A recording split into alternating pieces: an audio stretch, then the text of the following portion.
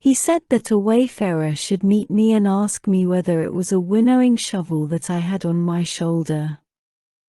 On this, I was to fix my oar in the ground and sacrifice a ram, a bull, and a boar to Neptune, after which I was to go home and offer hecatombs to all the gods in heaven, one after the other.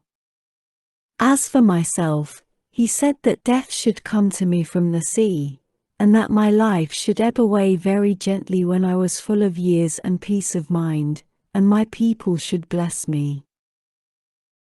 All this, he said, should surely come to pass. And Penelope said, if the gods are going to vouchsafe you a happier time in your old age, you may hope then to have some respite from misfortune. Thus did they converse. Meanwhile Eurynome and the nurse took torches and made the bed ready with soft coverlets. As soon as they had laid them, the nurse went back into the house to go to her rest, leaving the bedchamber woman Eurynome, 183, to show Ulysses and Penelope to bed by torchlight. When she had conducted them to their room she went back, and they then came joyfully to the rights of their own old bed. Telemachus, Philoetius, and the swineherd now left off dancing, and made the women leave off also. They then laid themselves down to sleep in the cloisters. When Ulysses and Penelope had had their fill of love they fell talking with one another. She told him how much she had had to bear in seeing the house filled with a crowd of wicked suitors who had killed so many sheep and oxen on her account, and had drunk so many casks of wine. Ulysses in his turn told her what he had suffered, and how much trouble he had himself given to other people. He told her everything, and she was so delighted to listen that she never went to sleep till he had ended his whole story. He began with his victory over the Cicons, and how he thence reached the fertile land of the Lotus Eaters.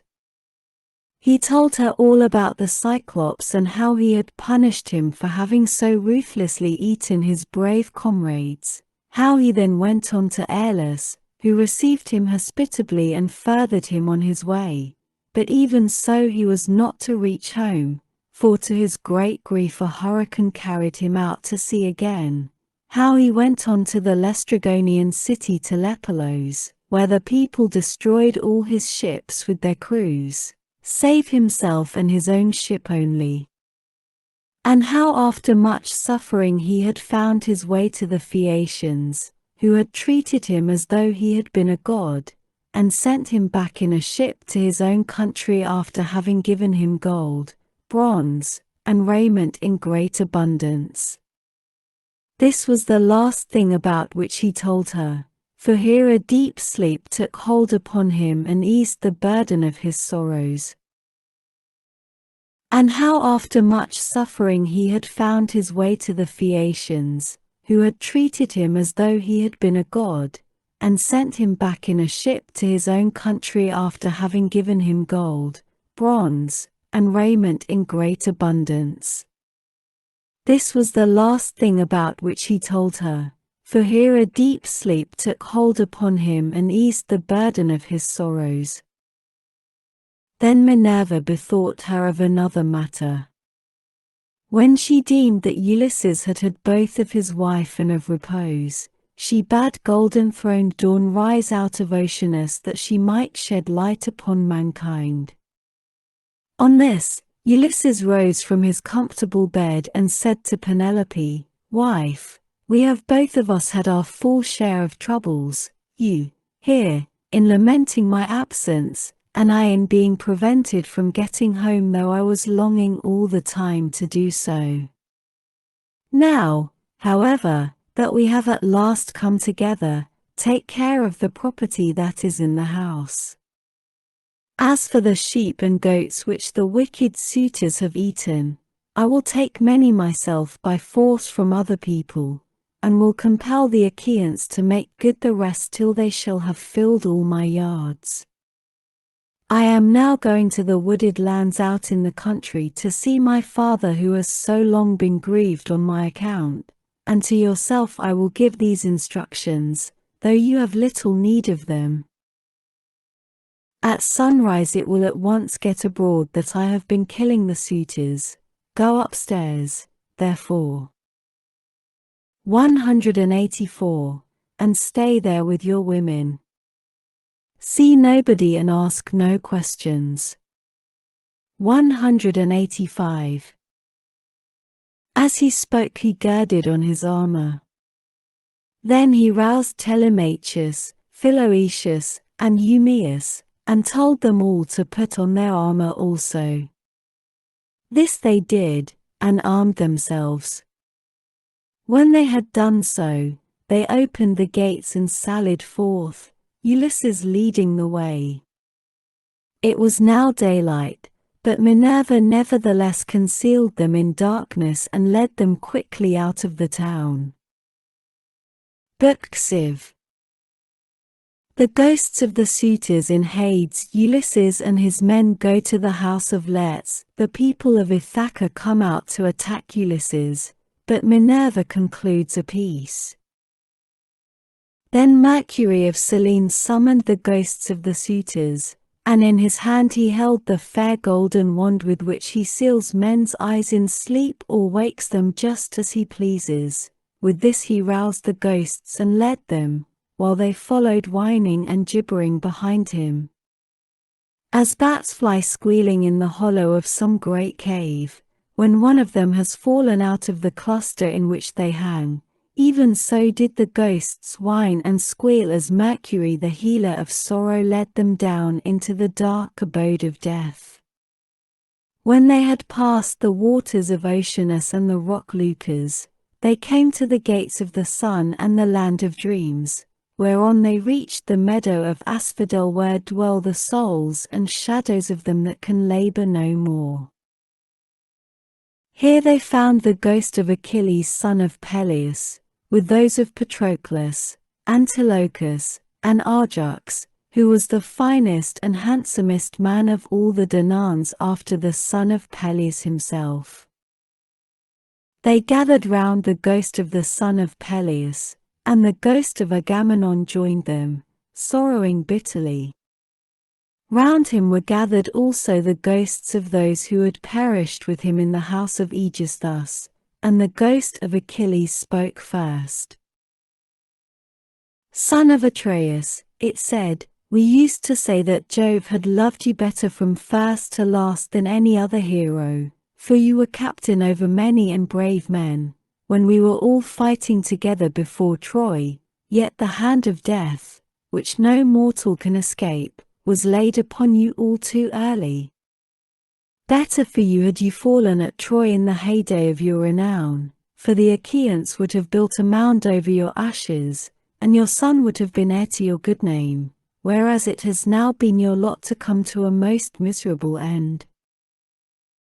Happy son of Peleus, answered the ghost of Agamemnon, for having died at Troy far from Argos, while the bravest of the Trojans and the Achaeans fell round you fighting for your body. There you lay in the whirling clouds of dust, all huge and hugely, heedless now of your chivalry.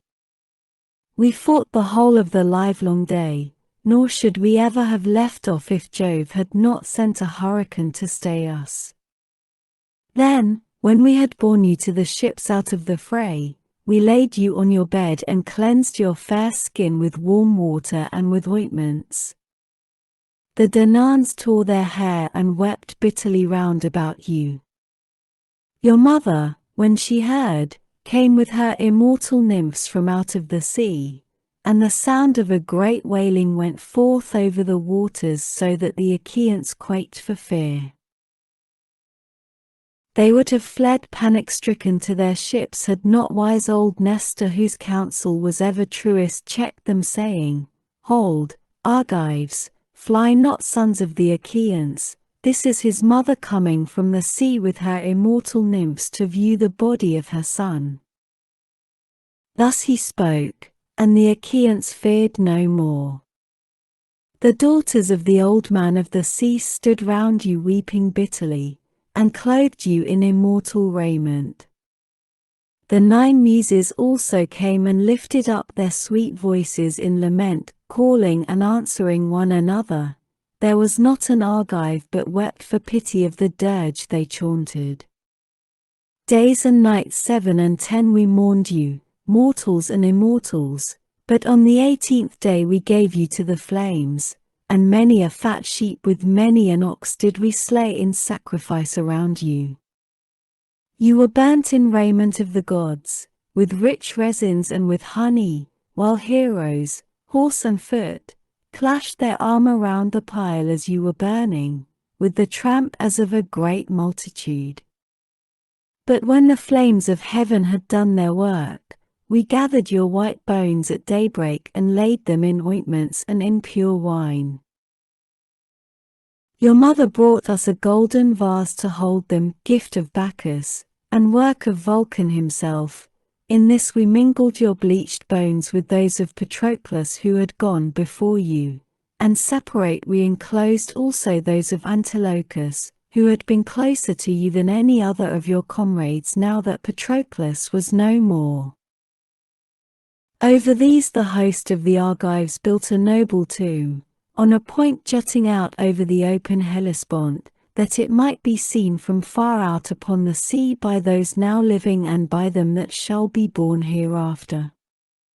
Your mother begged prizes from the gods, and offered them to be contended for by the noblest of the Achaeans. You must have been present at the funeral of many a hero, when the young men gird themselves and make ready to contend for prizes on the death of some great chieftain, but you never saw such prizes as silver-footed Thetis offered in your honor, for the gods loved you well.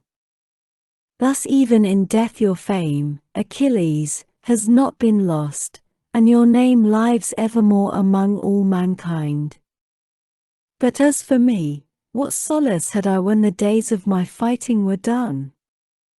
For Jove willed my destruction on my return, by the hands of Aegisthus and those of my wicked wife. Thus did they converse, and presently Mercury came up to them with the ghosts of the suitors who had been killed by Ulysses.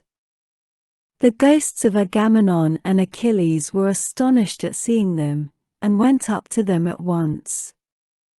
The ghost of Agamemnon recognized Amphimedon son of Melanius, who lived in Ithaca and had been his host, so it began to talk to him. Amphimedon, it said, what has happened to all you fine young men, all of an age too, that you are come down here under the ground? One could pick no finer body of men from any city.